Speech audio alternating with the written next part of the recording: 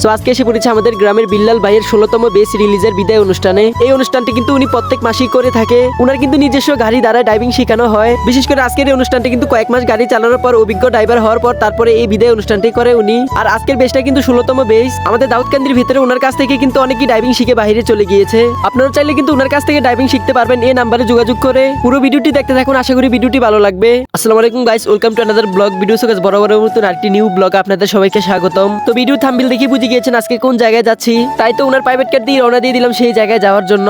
আর আজকে কিন্তু আমাদের এই অনুষ্ঠানটা হচ্ছে 10পাড়া দিঘির সাথেই। আমাদের গ্রামে সবচেয়ে বেশি সুন্দর জায়গা থাকলে কিন্তু এটাই আছে। তাই তো প্রাইভেট কার নিয়ে এখানে এসে বললাম কেক কাটার জন্য। আর এই দিকে কিন্তু সেতু এক্সপ্রেস এন্ড ট্রেডিং সেন্টারের ব্যানারগুলো লাগানো হচ্ছে, এবং কি সেতু এক্সপ্রেস এর নামে কিন্তু একটি ফেসবুক পেজ আছে, সেখান থেকে ঘুরে আসতে পারেন। উপরে কিন্তু ওনার পেজটা মেনশন করে দিয়েছি, এবং কি এই গাড়ি চালানোর পথে কিন্তু সবারই ভুল ত্রুটি হয়েছে, সবাইকে এই জায়গায় মাফ করে দেওয়া হচ্ছে।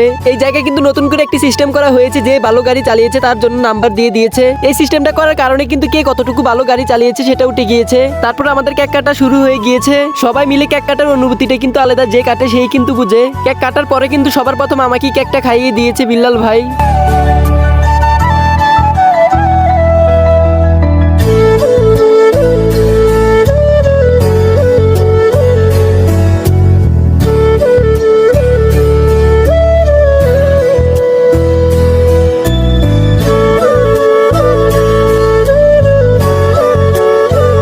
আজকে ভিডিও এই পর্যন্ত। ভিডিও বেশি বড় করতে চাই না। সো ভিডিওটি ভালো লাগলে লাইক কমেন্ট করে যাবেন। আসসালামু আলাইকুম।